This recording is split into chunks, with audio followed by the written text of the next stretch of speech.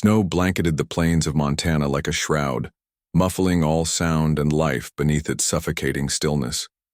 The wind tore across the land with the keening voice of a ghost, rattling the brittle limbs of trees and gnawing at the edges of the Hawthorne homestead. It was the kind of winter that tested a man's will, not just his strength, but the very threads of his soul. Jacob Hawthorne stood at the edge of his barn, his gloved hands gripping the rusted handle of a woodpile cart. His breath curled in the air like smoke. His coat was worn at the seams, his boots cracked from years of use, but none of that mattered. What lingered inside his chest hurt more than any cold ever could. He hadn't spoken a full sentence in days, not since the latest blizzard shut him in.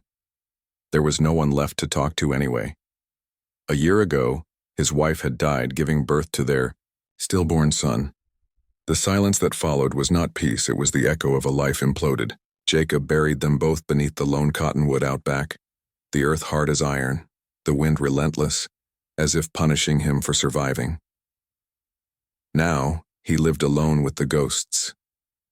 As he hoisted a sack of oats onto his shoulder and trudged toward the barn, a low, unfamiliar noise stopped him cold. A whimper, not from an animal, something human. He froze, his ears strained. Another cry, faint, muffled by hay and wood. Slowly, Jacob pushed the barn door open. The smell hit him first. Damp, straw, animal musk, and something sour. He squinted into the dimness. There, huddled in the far corner, half buried beneath a pile of hay, was a woman. Her hair was matted, her dress torn and caked with dirt. Her arms were wrapped protectively around two small forms. Twin girls, couldn't have been older than 5, clung to her sides, their faces flushed with cold, lips chapped and trembling. Jacob didn't move. The sight stunned him in place. The woman's eyes fluttered open. Panic sparked in them. "No, please," she croaked, trying to shield her daughters. Her voice was cracked from thirst. "I'm not gonna hurt you," Jacob said, the words slow and raw on his tongue from disuse. "You're safe." The woman shook her head, eyes wide with disbelief, but her body sagged in exhaustion. Jacob took a cautious step forward. "Let me help. You'll freeze to death out here." One of the girls began to cry softly. The other just stared at him with hollow eyes. The mother hesitated only a moment longer before her body collapsed. Not out of trust, but sheer weakness. That was all the permission Jacob needed.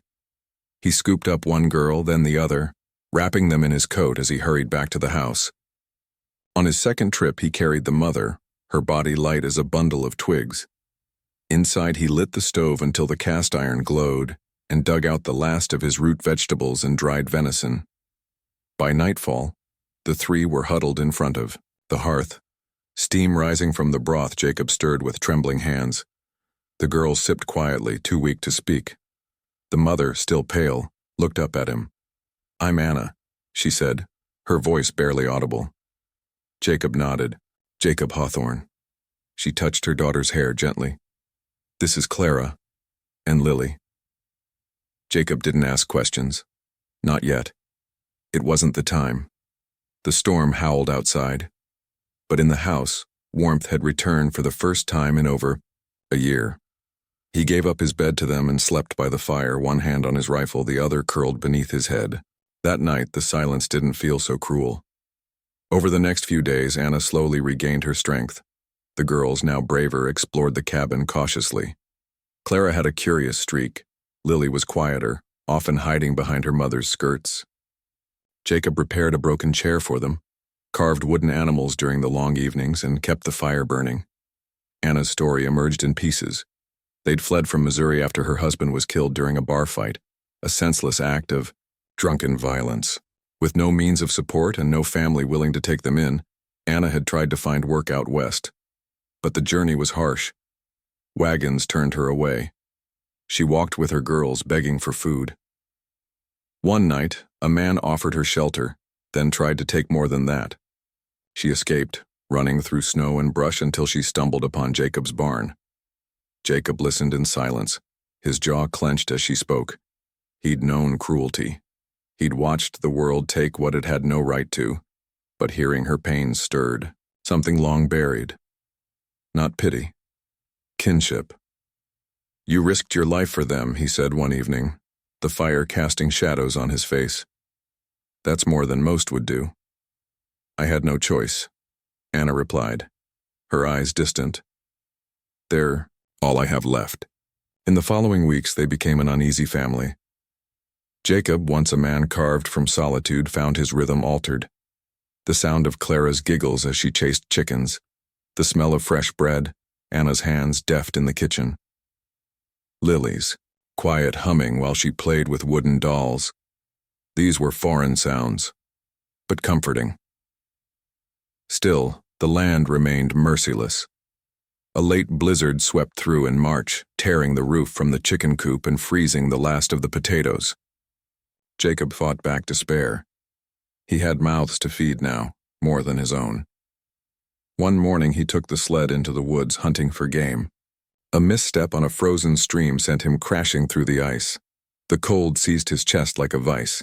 He crawled out, soaked and gasping, and dragged himself home. Anna met him at the door. "God, Jacob!" she cried, helping him inside. Her hands, warm and firm, stripped off his wet clothes, wrapping him in blankets. She fed him broth by the spoonful, shushing him when he tried to speak. That night, as the fever broke, Jacob looked up at her. "Thank you," he rasped. "You would have done the same," she said softly. He didn't answer, but in his eyes was something unspoken. As spring broke, the snow melted into rivers that churned and roared. The land bloomed again, but danger never strayed far. Jacob knew the frontier well. He'd heard rumors, bandits riding up from the south looking to steal livestock and worse. He reinforced the cabin walls, dug new trenches, set traps along the perimeter. But no matter how many precautions he took, one thought lingered. He wasn't just protecting himself anymore.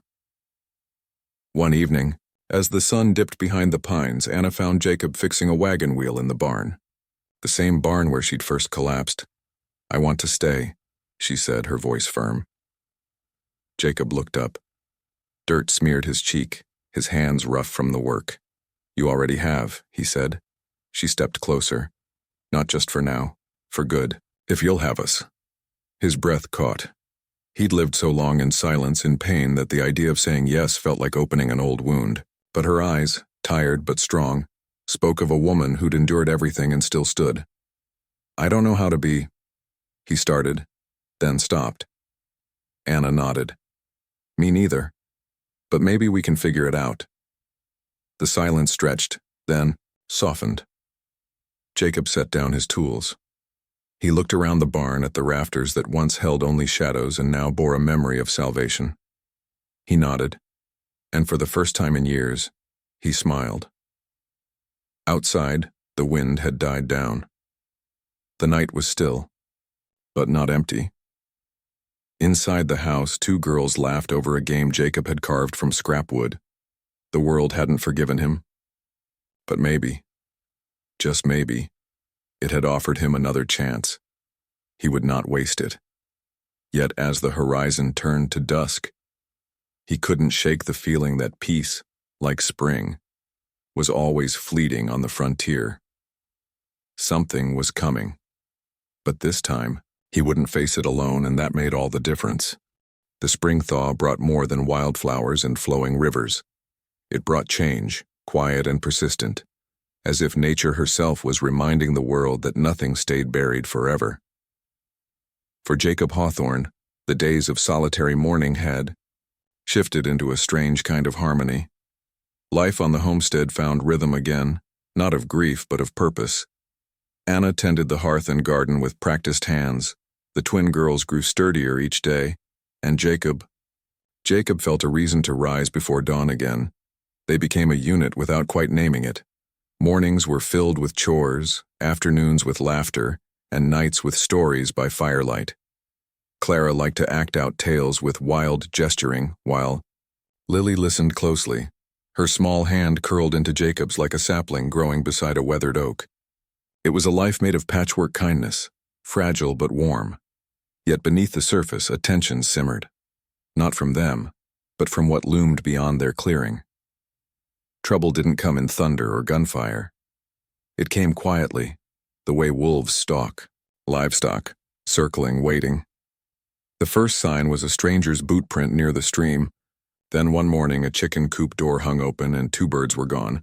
No blood, no tracks, just absence. Jacob didn't speak of it right away, but he started sleeping lighter, his rifle always within arm's reach. The land, generous in its own hard way, had a habit of punishing complacency. A week later, a rider appeared on the horizon, silhouetted by the setting sun. Jacob saw him first, squinting from the field as he stacked bundles of kindling. The rider didn't approach directly. He stayed on the ridge, watching. Jacob's instincts, sharpened by years of loss and hard winters, stirred like a bear disturbed from hibernation. He waited until the figure turned back and vanished into the trees before returning to the cabin. "That man again?" Anna asked, having sensed the shift in his demeanor. He nodded. "Not from around here. Not hunting, either." Her brow furrowed. "Do you think it's the ones they talk about in town? Raiders?" "Could be scouts," Jacob said. "Checking. If there's something worth taking." Anna's grip on the wash basin tightened. "We have nothing." Jacob met her eyes. "Doesn't mean they won't try." That night he fortified the door with heavy beams and moved the girls' beds away from windows. He lit only one lantern, keeping the rest of the house dark. The cabin, once their sanctuary, now felt like a trap waiting to be sprung. 3 days passed with no sign. Just when Jacob began to doubt himself, the woods exploded with motion. It happened before dawn. A crack of a twig, then another. The horses in the shed snorted and thrashed. Jacob grabbed his rifle and crept outside. 2 men, dressed in ragged coats, crouched near the tool shed. One held a blade, the other a revolver tucked into his waistband. They didn't see Jacob until it was too late. "Get off my land," he barked, voice like gravel. The men turned. The one with the blade lunged, a desperate, reckless move. The gunshot echoed across the valley. The man dropped. His companion fled into the trees without looking back. Jacob stood there, heart pounding, smoke curling from the barrel. Blood soaked into the thawing earth. Anna appeared at the door, clutching a blanket around her shoulders. Her face blanched as she saw the body. "Go back inside," Jacob said quietly. She didn't move. Her eyes locked on the dead man. "He's just a boy." Boy or not, he came here to take what wasn't his. He buried the body behind the barn, said no prayers, set no marker. From then on, the girls weren't allowed outside alone. Clara protested, but Lily understood. She sensed danger like a deer senses the weight of a hunter's stare. They stayed close to Anna, who watched Jacob more now, not with fear, but with concern. He'd survived loss once. She feared what more violence would cost him. The homestead grew quiet. Too quiet. Jacob went to town more often, checking for news. Bandits had been spotted along the border trails, robbing travelers, torching farms. One woman said her neighbor's entire barn had been razed in the night. Horses stolen, dogs poisoned. Each time Jacob returned, Anna would scan his face, searching for signs of damage. There were none, but something in him darkened. Not hardened, something more brittle. One evening, while chopping wood near the barn, Jacob heard movement behind him. He spun, rifle raised, only to find Clara standing there, eyes wide. "I didn't mean to scare you," she whispered. Jacob lowered the weapon, breath caught in his throat. "You shouldn't sneak up like that." "I wanted to help," she said, picking up a small piece of wood. "I'm strong too." Jacob knelt beside her. "I know you are, but out here, strong doesn't mean safe." She nodded, but didn't smile. The innocence in her eyes had begun to fade. Later, Anna approached him by the fire. "She's right, you know," she said softly. "She wants to be useful." Jacob stared into the flames. "Useful gets you killed." Anna sat beside him. "So does fear." They didn't speak for a long while, but her hand found his, and that said enough. Weeks passed. Spring gave way to early summer. The crops began to show promise, and the threat seemed to recede. Jacob still walked the perimeter each morning, rifle slung over his back, but the woods offered no further signs of intrusion. The girls laughed again. Anna sang while kneading dough. Life began to stitch itself back together, until the letter came. It was tucked under a rock by the gate. No envelope, just folded parchment with rough handwriting. We know you're there. Leave the horses tied by the creek before sundown tomorrow. No one needs to get hurt, no signature, no bluff. Jacob burned the letter without telling Anna. But she knew something had shifted. That night he oiled his rifle, checked the ammunition, and packed a satchel with salted meat, flint, and rope. You're not going alone, Anna said firmly. I have to, he replied. They want the horses. If I leave them, they'll take more next time. What if they kill you? He hesitated. Then you take the girls and run. I'm not running, she said. Not without you. He looked at her. Truly looked. Her face had changed. There were lines now, not of age but of resilience. She wasn't the desperate woman who had collapsed in his barn. She was a survivor, just like him. At dawn, Jacob led the horses to the creek, but he didn't leave them. He waited in the tall grass, silent as stone, rifle across his knees. 3 men came, 1 on horseback, 2 on foot. They moved with the arrogance of men who had taken what they wanted for too long. Jacob didn't give them the chance. The first fell with a shot to the chest. The second ran. The third, Ryder, drew his pistol, but Jacob had already moved, rolling from cover and firing again. The man tumbled from his saddle, his scream echoing over the water. Jacob approached the writhing figure. You were warned. The man spat, blood on his teeth. And so were you, Jacob said, raising the rifle again, but he didn't fire. Instead, he turned away, gathered the horses, and left the man bleeding in the dust. When he returned, Anna stood on the porch, arms crossed, Clara and Lily peeking from behind her. No more hiding, he said, voice hoarse. Anna walked to him, laid her hand over his heart. Then we fight together. That night, Jacob didn't sleep. He sat by the fire, the girls asleep behind him, Anna beside him, her presence a balm he hadn't known, he needed. The danger wasn't over, but they had chosen a side. Theirs. Outside, thunder grumbled in the hills. Rain began to fall, tapping on the roof like cautious fingers. Jacob leaned back, eyes on the flames. For the first time in years, he felt more than just pain or duty. He felt purpose, and that was more dangerous than any bullet. He knew the reckoning wasn't over, but when it came, he would meet it head on, because now he had something worth protecting, something worth dying for. The wind had shifted again. Late summer carried a different kind of heat, the kind that dried out rivers and cracked the earth. Dust clung to boots, skin, and lungs. It scoured the horizon and painted the sky in pale, ghostly light. Jacob felt it in his bones. The calm before the storm was ending. The land wasn't done testing them. For a time, the homestead had known peace, or something close to it.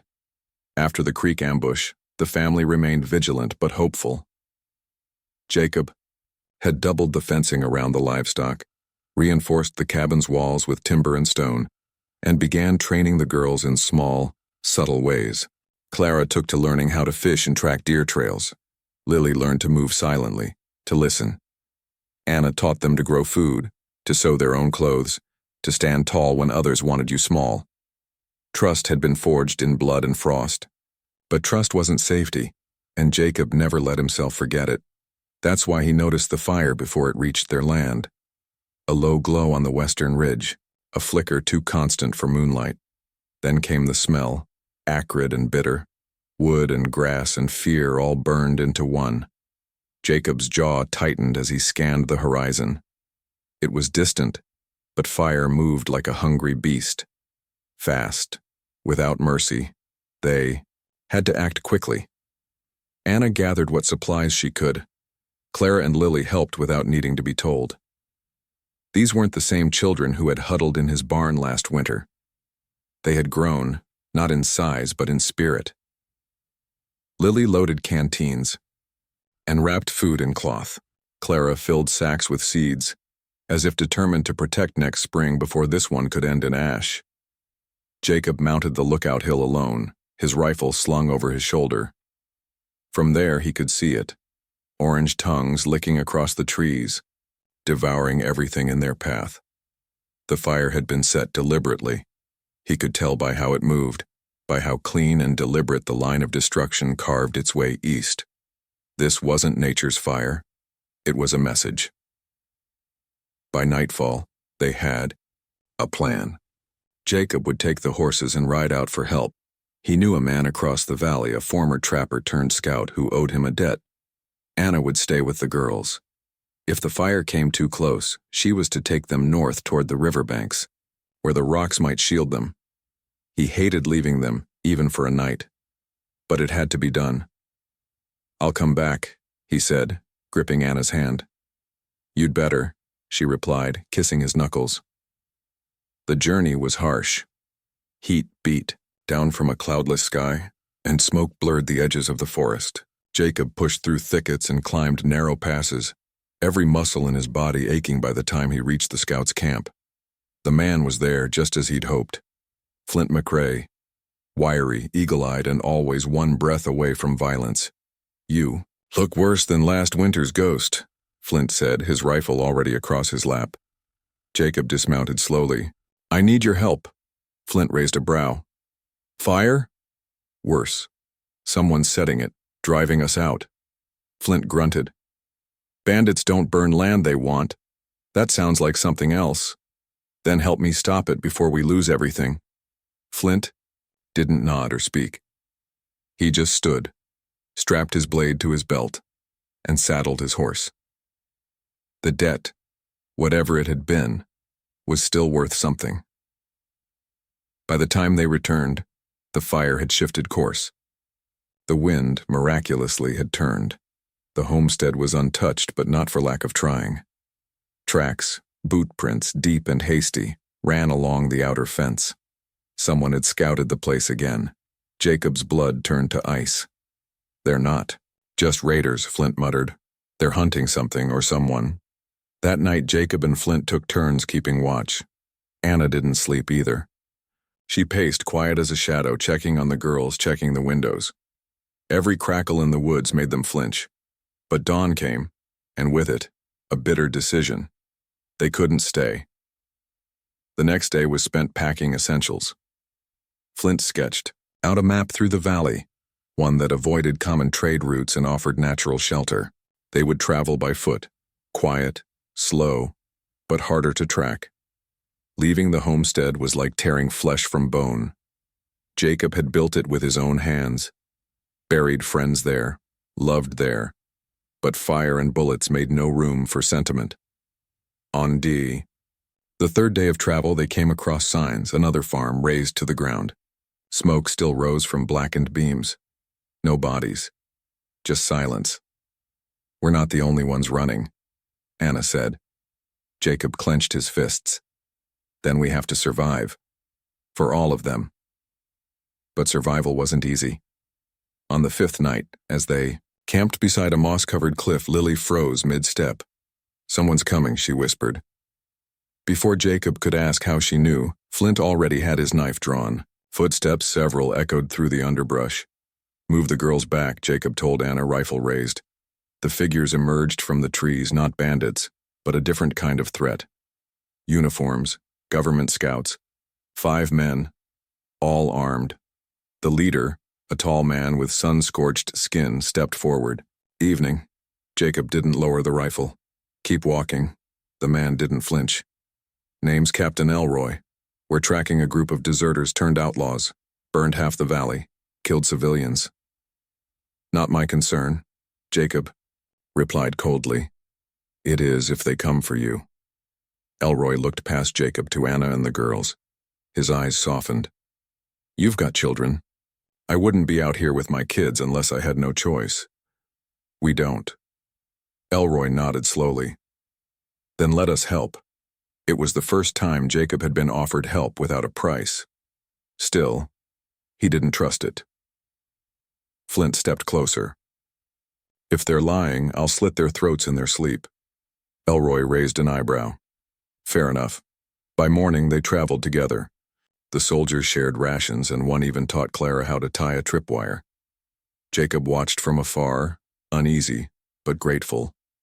Trust was a fragile seed, and he wasn't sure if it would grow. On the 9th day, they reached a narrow valley carved by glaciers and protected by cliffs. Flint called it the Anvil, remote, defensible. It could be a new start. They set up camp, built crude shelters. Jacob scouted every approach. Anna planted the seeds Clara had saved. The soldiers prepared for battle, because they all knew this wasn't over. That night, Clara climbed into Jacob's lap. Will we have a home again? He looked toward the stars. Home's not a place. It's who you keep alive. A rustling sound interrupted them. Lily, silent as always, pointed toward the tree line. A figure stumbled from the dark, wounded, bleeding, half-collapsed. Jacob ran to meet him. It was the man from the barn, the one he'd let live after the creek ambush. His face was pale, lips cracked. They're coming, he rasped. All of them. For you. Jacob caught him as he fell. The fire hadn't been the end. It had only been the beginning. The wind howled down from the cliffs like a war cry, cold and unrelenting despite the late summer heat. It echoed off the stone walls of the Anvil, the narrow valley that now held Jacob's last stand. The wounded man, the one he had spared, weeks ago, lay bundled in blankets near the fire, fevered and trembling. His words haunted the silence. They're coming. All of them. Not just raiders or stragglers. This was something bigger, coordinated, ruthless. Jacob stood at the highest ridge with Flint and Captain Elroy, scanning the forest below with narrowed eyes. The tree line was too still. Even the birds had gone quiet. It wouldn't be long. How many, you think? Flint asked, his voice gravel. Elroy adjusted the brass spyglass. More than 10, fewer than 30, horses too. Jacob exhaled slowly. They want to erase us. No, Elroy said. They want control. Fear makes folk abandon their land. Makes them easier to rule. Flint spat over the edge. Then we make this valley burn them back. Preparations began before the sun crested the horizon. Elroy's men dug trenches and lined them with sharpened stakes. Flint set snares and traps like a ghost from the woods, vanishing into shadow with a deadly quiet. Jacob rigged the cliff face with loose stones and branches, a makeshift rockfall designed to crush whoever tried to flank them. Anna gathered the girls in the small lean-to they had built from bark and canvas. She didn't tell them lies about safety. Clara and Lily were too old for that now, too changed. She gave them knives and taught them to cut cloth into strips for bandages. Their hands trembled, but they obeyed. By midday, the sky had turned a sullen gray. Clouds gathered like the breath of some old god ready to weep or rage. The first rider was spotted at the far end of the valley. Just a scout, testing the edges. Elroy took the shot himself, clean and quick. The man dropped like a marionette with its strings cut. No one cheered, no one spoke. They waited. Night fell fast in the Anvil. Shadows bled across the stone and filled every crevice with unease. The fire crackled low. Jacob stood watch, heart pounding with every rustle of wind or snap of twig. Every time he blinked, he saw the faces he couldn't afford to lose. Anna's calm defiance. Clara's wild, bright eyes. Lily's silence deeper than any well. Then came the horns. Not loud, but low. Drawn out and eerie. A signal. And then, they came. Figures surged from the woods like insects from a broken hive, screaming, shooting, charging through the mist with torches and blades. Flint lit a fuse and vanished behind the outcrop. A moment later, fire exploded down the slope as a barrel of pitch he'd buried ignited, sending screams and limbs into the air. Elroy's men opened fire from behind barricades. Gunshots echoed like thunder trapped in the stone valley. Smoke curled through the trees. Blood soaked into soil. Still, they kept coming. Jacob moved like a man possessed, aiming, firing, reloading. His rifle kicked against his shoulder over and over until the bruises bloomed. He picked off one man charging toward the lean-to, another climbing the western ridge. But they weren't just attacking. They were testing, probing, trying to find the weak spots. He darted back to the shelter. Anna crouched with Lily behind her, blade drawn. Clara wasn't there. His stomach turned. "Where's Clara?" Anna's eyes flicked toward the slope. "She ran after one of them. He got too close." Jacob swore and bolted from cover, heart hammering harder than the gunfire. He found her near the second trench. She had tackled a man twice her size, jabbing at his side with a short blade, feral and screaming. The man had her by the throat. Jacob didn't hesitate. He pulled the trigger. The shot tore through the attacker's shoulder. He dropped Clara and crumpled with a grunt. Jacob scooped her into his arms, blood on her cheek, someone else's. She didn't cry, just clung to him, shaking.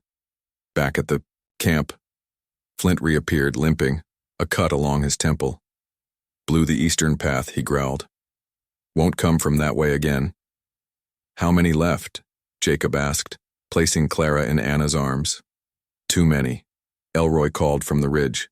"But we've bled them, they're regrouping." Then, silence. No more shots, no screams, just wind and breath and the smell of sulfur.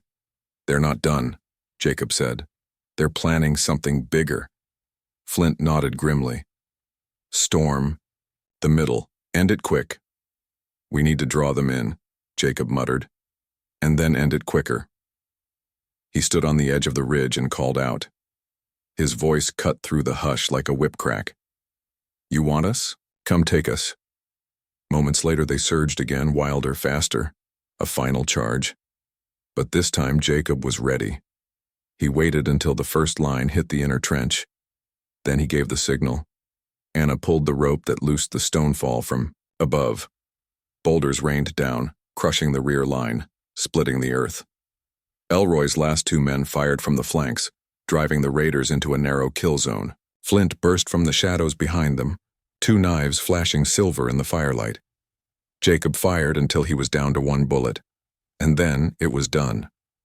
The last attacker fell at his feet, gasping, eyes wide with disbelief. A boy, barely older than Clara. Jacob looked down at him, chest heaving. "Why?" he asked. The boy coughed. "Gold. Under the valley. They were promised gold." He died with a rattle in his throat, and Jacob stood still for a long time. By morning, the valley was quiet. Anna tended the wounded. Flint buried the bodies, including Elroy, who had taken a bullet to the lung protecting Lily. Clara sat near, the fire with her knees pulled to her chest. Lily held her hand.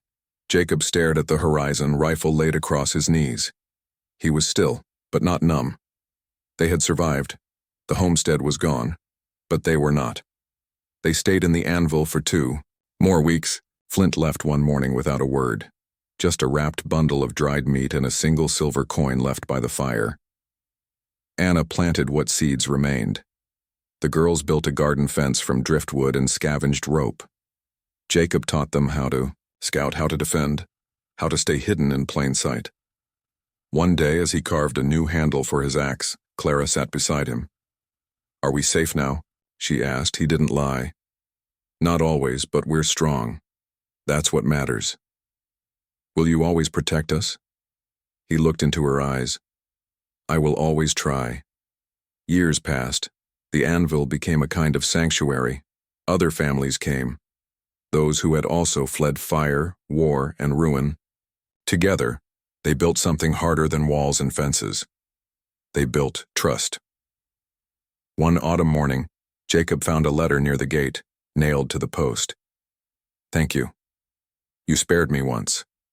You gave me time to change. Because of you, I saved someone else. It mattered.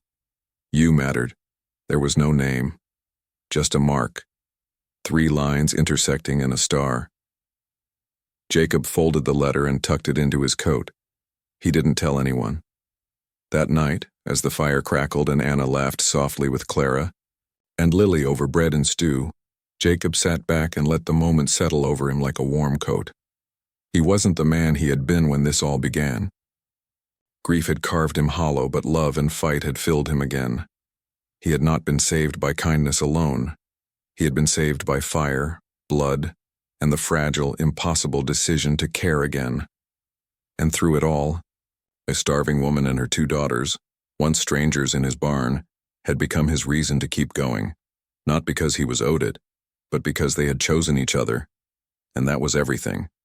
If this story moved you, if it reminded you of the power of resilience, trust, and second chances, then help it reach others.